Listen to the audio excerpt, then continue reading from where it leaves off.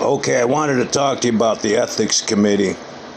Someone asked me if violating the rules of professional conduct or the code of judicial conduct was an ethical violation. Yes, any violation of the rules of professional conduct, any violation of the code of judicial conduct is an ethics violation. So you can refer to the Ethics Committee. But considering the fact I told you about the conspiracy to deprive rights under the color of law and the way it evolved, and our public servants started claiming qualified immunity, which violates the rule of law. It's contradictory to the rule of law. Okay, so anybody with a decent education, especially in history or in law, anybody with a law degree could tell you what I'm telling you, that, any violations of the rules or codes is an ethics violation, and it's a multitude of ethic violations. Okay, an ethics committee is a group of people who ensure that organization or institution follows ethical standards. Ethics committees can be found in healthcare, research, and government. Purpose to protect human rights. All right, ensure that research subjects are treated with respect and their rights are protected.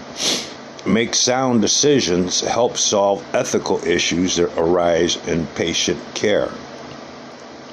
Promote ethical conducts. Ensure that organizations follow ethical standards internally and externally. Examples: State of Illinois Executive Ethics Commission promotes ethical conduct for state employees and officials. U.S. Senate Select Committee on Ethics addresses ethic issues in the Senate. The United States House Committees on Ethics addresses ethics issues in the House of Representatives. You ever notice the ethics? I mean, in any politics, because it's mandatory for everybody in public service to do what's in the public interest and maintain the public trust. I just want to remind you that United States House Committee Ethics addresses ethics issues in the House of Representatives. Research Ethics Committee provides clinical ethics consultation and develop policies for clinical ethics and hospital policies. Responsibilities: review and provide guidance on the ethical issues, policies, and conduct. Ensure that ethical standards are clear and documented. Ensure that ethical standards are followed internally and externally. So here, all you got to do is look up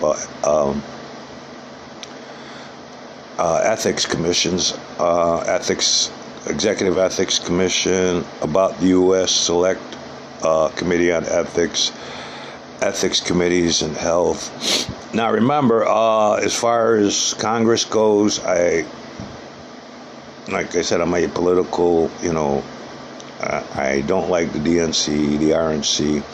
They're owned and operated by Wall Street. That's no secret, and they are the ones that set policy.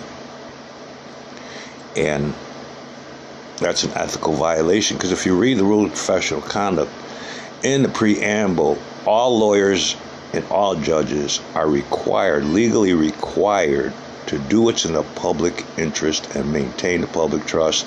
Everything in the medical field was in the public trust, but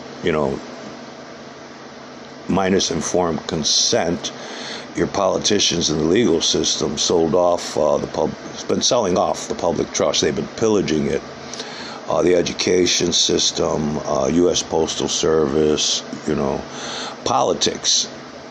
politicians, that's part of the public trust.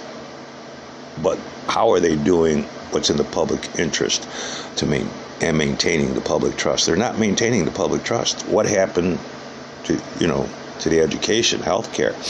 If healthcare had remained in the public trust, you would have universal healthcare. And that guy Luigi wouldn't be in prison for killing somebody because, we all know what happened. I'm not going to get into that. Ethics Committee.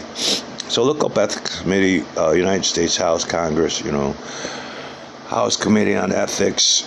When it comes to politics, ethics are rare and few. Like for right now, people have this tendency, people are praising Elon Musk for what he's doing, and they're all listening to him speak, but see, you have to understand his mindset. It's the mindset of all people, let's say, of means. Okay, Elon Musk won numerous suits. One of them I was reading about, Tesla won a suit against its investors because, and the investors sued because Elon Musk is what they were doing was called corporate puffing. He was basically not telling the truth about his product. And the court ruled that it was okay because he was corporate puffering. He wasn't actually telling the truth, but he was estimating what this product could lead to somewhere in the future. Maybe not near, but somewhere in the future. You know. So the judge says the investors should have known better, and they should know that Elon Musk is infamous for corporate puffering, or puffing, corporate puffing. And I mean, that's not in the public interest. So how are the courts that are part of the public trust maintaining that trust? You know, your trust fund. How is it that in your interest? That's in the interest of the few, not the many. The Constitution was clearly written to protect the needs of the many, not the needs of the few. The needs of many have always outweighed the needs of the few, and violating that is an ethics violation. Okay, so if you want to see who the committee members are, committee history, committee rules, committee jurisdiction, committee advice, committee staff, and people, you know, are putting a lot of stuff out there on the internet, I guess, trying to be influencers. You know, anybody could get in on this with me. Okay, you don't even have to say it's legal reform, but go over this, you know, intricately and see what you can do. Okay, I've been confronting people for years and years, and when I file anything, I rarely get answers, but I did get an answer from the FBI, the ARDC, which I want to go over that with you. Well, that's about it. You know, I filed, you know, numerous habeas corpus, writs of habeas corpus, but the last time was in the 90s, early 90s. I think it was in 90, no. But I know a couple times in the 80s, and, you know, I filed with the ARDC, Judicial Inquiry Board. You know, I spoke with the Attorney General's office. They chased me out. They said they work for the government. They don't work for me, which is, but see, that was before the age of the internet, and I actually had their job descriptions. So you can go to each one of these websites, the Attorney General's website, and if the rules and the codes have been violated, you know, that wasn't due process. That wasn't a fair trial. That's minus effective assistance of counsel. So those are multiple civil rights violations. And with the Attorney General's office, state and federal, they have a direct contact for that, for deprivation of rights under the color of law. It's a civil rights violation. And I said it's easy to prove. And not only are these civil rights violations, these are ethical violations, you know. But anyways, I just wanted to hit somebody up instead of answering the question in the comments. I thought I would answer it on the internet in case anybody wants to look it up and go over it. There's a lot of things that aren't happening that should be happening, and we have all these government agencies that are supposed to be making sure this is happening, but they aren't going to make a move unless you go to them. Okay, like I told you, same thing goes in court. You know, nothing's ever going to happen. You're never going to get your rights in court if you don't demand them. Quick and speedy trial. I showed you that's 90 days. That's not happening. You can literally get out of prison because you didn't get a quick and speedy trial. You didn't have effective assistance of counsel. That's easy to prove using the rules of professional conduct, but you can't just cite your lawyer for the multiple violations of the Code of Judicial Conduct. You got to cite the opposing party for multiple violations of the rules of professional conduct. You got to cite the judge for judicial misconduct for failure to report the violations in the rules of professional conduct. You're not going to get effective assistance of counsel if you don't go over the rules in the codes with the lawyers and the judge. You try going over that personally with your own lawyer, the rules of professional conduct, they'll get mad at you. I went with a couple people to talk to their lawyer, and their lawyer got upset because I pulled out the rules of professional conduct, his legal obligations, his job description, and we got kicked out of the office, and the person got mad at me because I opened my mouth. I says, I was only telling them, are you going to do your job? Are you going to do what you're legally obligated to do for this person? When you became a lawyer, you took an oath, and that oath requires you to be effective assistance of counsel. Effective assistance of counsel is described in the rules of professional conduct. I says, you're not doing this is depriving him his right of effective assistance of counsel. You're not even speaking of this. How is he going to give informed consent? And that's when he stood up.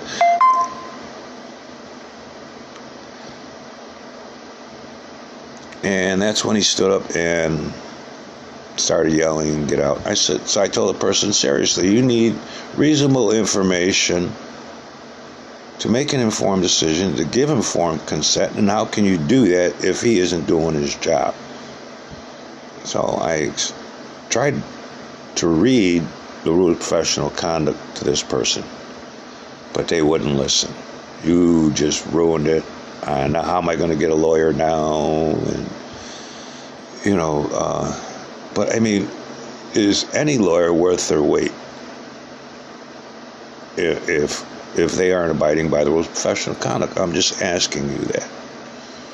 Okay, read the rules of professional conduct, and you'll find out exactly what they're supposed to do for you and what they can't do for you. And you'll find out for yourself. But any violations of the rules or the codes is an ethics violation. So whatever state you're in, Google the rules of professional conduct. Google the rules of professional conduct complaint form. That'll tell you where to file a complaint against the lawyer.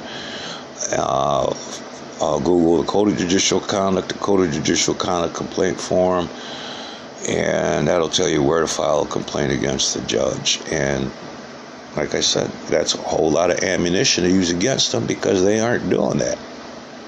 And you just got to cite all of them, not just your attorney, but the opposing party, whether it be the state's attorney or a private attorney, and the judge.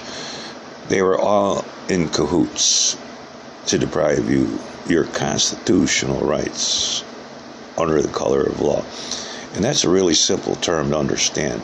Just look it up, under the color of law. That's what we're all living with. We're living under the color of law. What you think is legal isn't legal because it actually violates the law, the key principles in our laws. And if it does, then it's null and void, okay? We already went over that. Any law that violates the U.S. Constitution is null and void, okay? The U.S. Constitution is supreme law. It's the law of the land. It's supreme. Nothing can override it. And anybody trying to distort,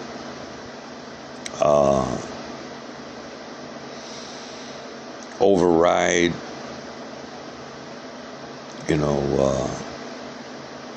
do something that, where, deprive you of your constitutional protections. Remember, that's high treason. Look up high treason. Look up high treason. Look up corporate puffing. How is it legal for rich people to lie in public and in court? and their lawyers, but not for we the people, not you, not me.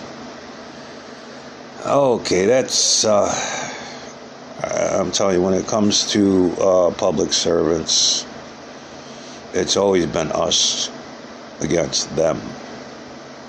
You know, the political parties, the RNC, the DNC, you know, I've always given them a strong vote of no confidence because it's illegal for them to work as corporate puppets, but they do.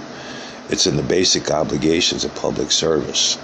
Just read the basic obligations of public service. And you'll explain it to yourself. Okay, people don't understand a lot when I talk. A lot of the stuff I say is just a combination of legal terms.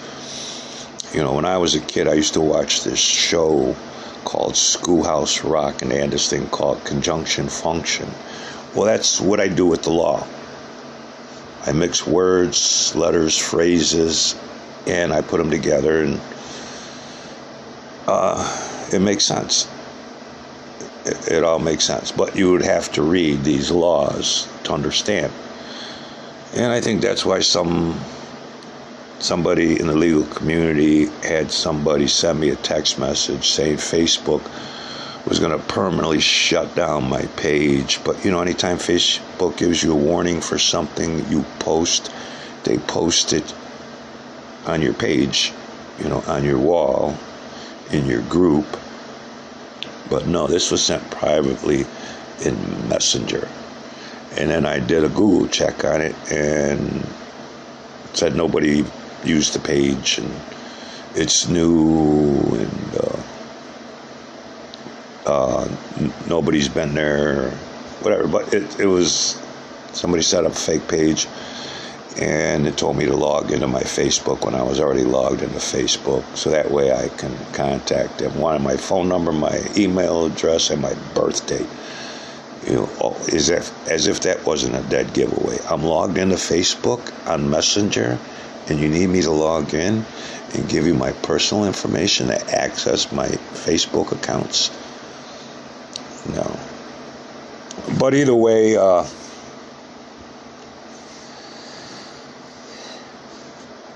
there's no such thing as legal bribery. Basic obligations of public service will tell you that. You know, it was written by Thomas Jefferson. You know, so that goes way back. Okay, it's just that, you know, you're used to them working the system the way they do, and which isn't working because they aren't abiding by the law. Okay, so that's another thing. Look up the public interest and the public interest doctrine and the public trust doctrine.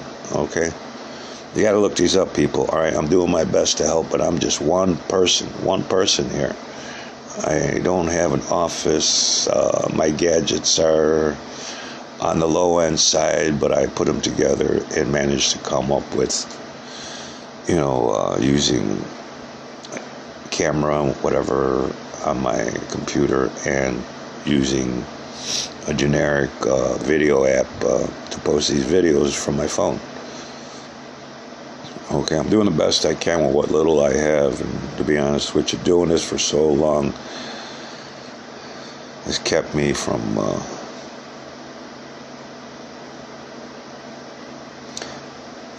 doing a lot. Okay, but you know, I don't want to see you deprived of what I've been deprived of. I don't want to see you go through what I've been through. You know, I regretfully never had any biological children, but if I did, I would do this for them.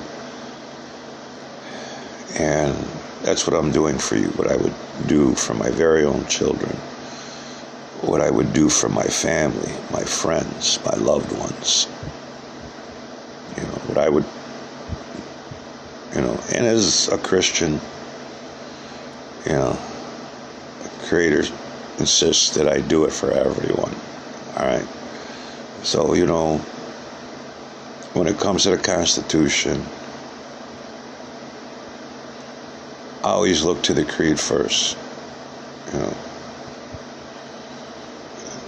Every man is endowed by their Creator with certain inalienable rights. Among these are life, liberty, and the pursuit of happiness.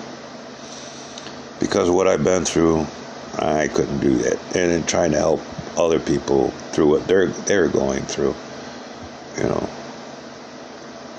So, it's legal reform is just a bunch of legal resources to resolve your legal issues. That's all I'm doing, is being informative, all right? Internet reporter, whatever, I'm just reporting the law. I'm telling you laws, talking to you about laws that you didn't know existed, nobody's enforcing. I'm talking to you about government agencies you can use to help you seize the day. All right, remember, all these people work for you. Anybody that takes an oath to the Constitution, that's a legal binding contract, all right? Non-negotiable. Anybody that takes an oath to the U.S. Constitution took an oath of servitude to we the people. I don't see why you let them push you around like that. I don't understand. Stopping them from pushing me around nearly got me dead. Got me left for dead. But I'm not going to stop fighting. I'm not going to stop fighting for my constitutional rights, my civil rights, the Bill of Rights, and as a United States citizen, my birthrights. When it comes to we the people, to quote myself, I am many, we are one. I am we the people. What I do for you, I did for me. What they took from me, they took from you. What they took from me, they took from we. And I'm going to do my best using the law and all these agencies to get it back. Because in everything I've ever written, it's always come down to the same thing. What you took from me, you took from we. This is a conspiracy to deprive rights under the color of law.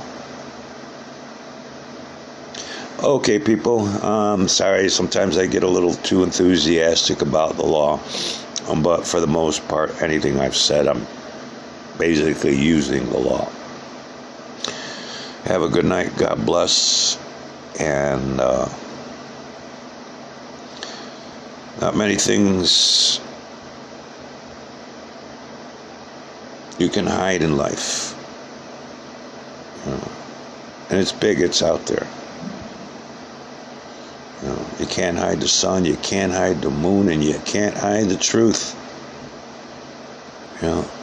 That's what justice is about, getting to the truth. Okay, and avoiding that, subverting it, that's an ethics violation. That's violating your right to, quite literally, the truth. Okay.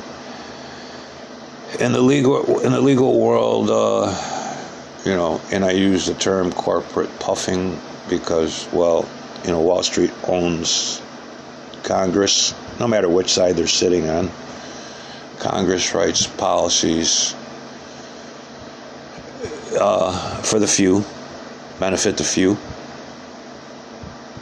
They're doing their best to get rid of to pillage our public trust. The FBI, the DOJ, all these other agencies were created in the public interest, thus becoming part of the public trust. So I understand everybody wants accountability, but let's do it legally, okay? Let's use the laws that nobody's talking about and nobody's enforcing. That's all I'm trying to teach you. All right? When you fight the good fight in this fight, in court, which I've called the Valley of Death since my first appearance in any court,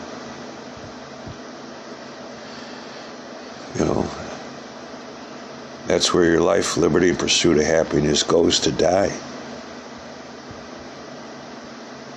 You're automatically assumed guilty, and you have to prove yourself innocent.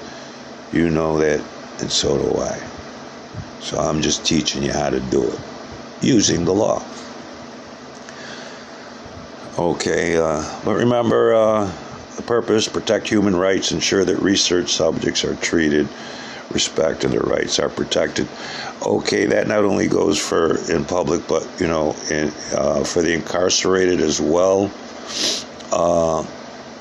Look up the incarcerated's constitutional rights. I did a post on that on my post-legal reform. So you may not have all your constitutional rights, but you do have some, and those are human rights. Okay? So there's a lot of things that should be happening with the penal institution that isn't happening, and it's in every state. In every state. But there are posts on that, on my page, Legal Reform. And then there's some videos on YouTube, TikTok, and Threads, and some other places. But that's what makes me talk so much. Is I could go on for hours, days, when it comes to what's hurting you. All I'm doing is trying to fix it, but I need your help. Only a stable genius, politicians, the legal system would say, hey, I alone can fix that. No, they're the problem. You need to fix it. Open your eyes. Open your mind. And if you read what I read, maybe it'll hit you like it hit me. It's not only in my head, it's in my heart. When you love what you do, it's not a job. It's a pleasure. And doing what I do for you, it's always been a pleasure. It's always been a pleasure and honor, what people in the public service seem to forget.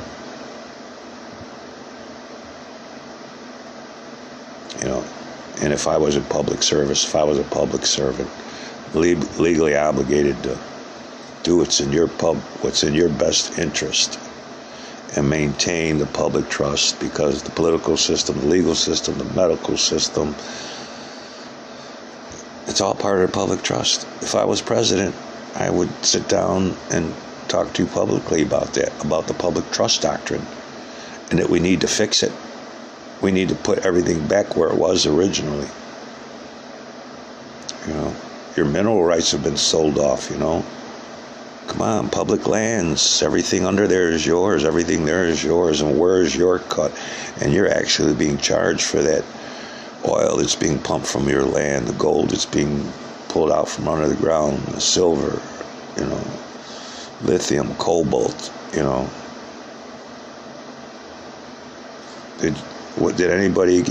Did you give anybody informed consent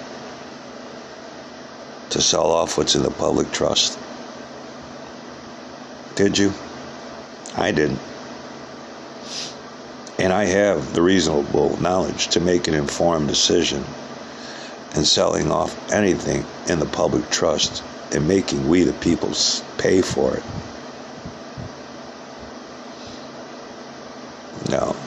No, I'm not having it.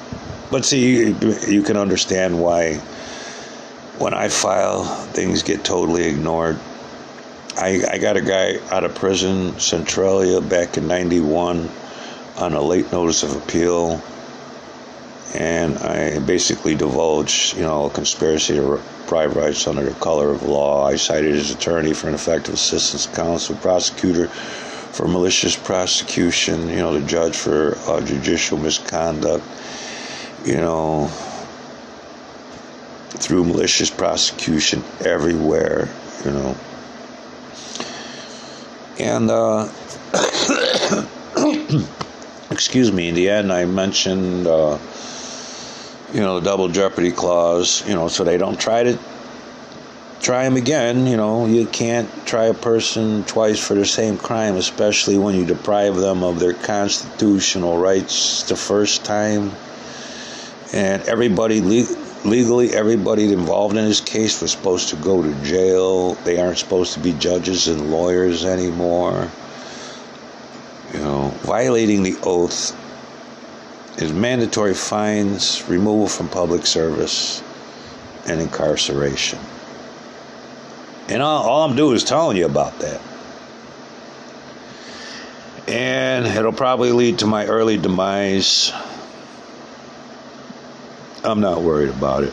As long as my stories get told, your story gets told. And with your help, one day, we can all live the dream. And the only way that's going to happen is if we push, and push for the legal system, for our politicians to live up to their oath. And enforce the law. Our creed, our nation's creed, is the law above law.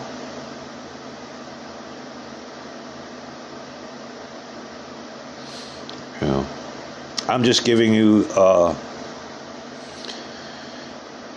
something to go on more than thoughts and prayers. Okay.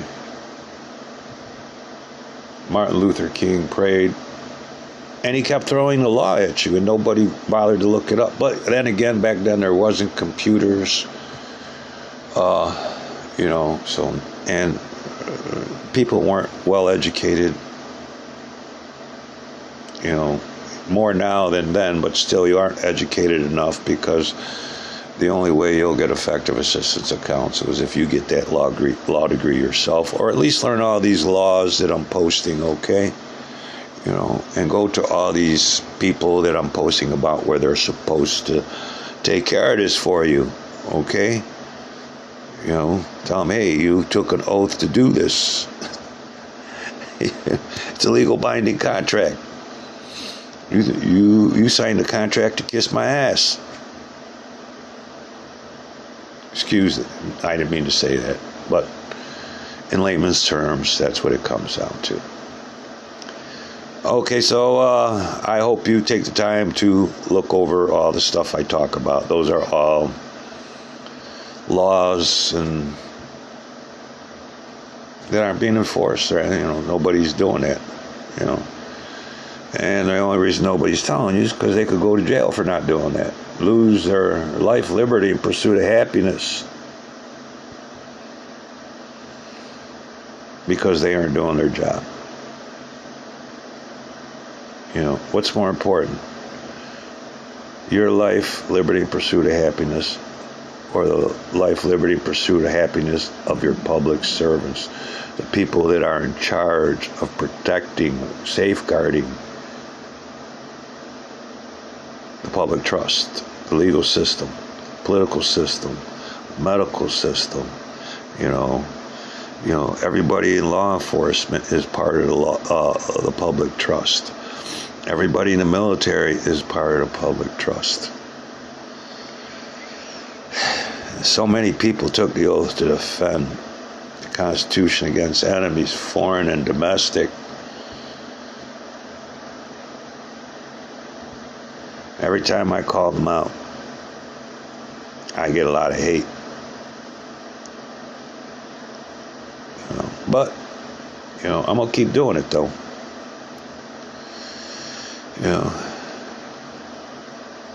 Somebody needs to champion your cause.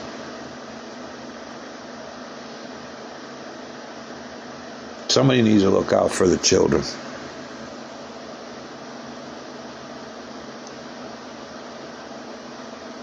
Their future is at stake. So people, let's jump on that public trust doctrine, okay? so we can clean up the air, the water, stop all this pollution. Should have never happened in the first place. Okay. Why do you have to sue the government stopping from people from polluting when it's literally they couldn't do it to begin with? Okay, nothing but love for you. To all my people, we the people. Remember, even though you may not be in public service, when you pledge allegiance to the flag, you pledge allegiance to we the people. United we stand, divided we fall.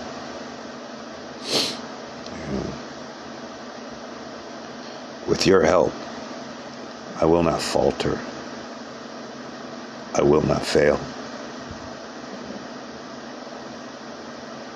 Thank you and good night.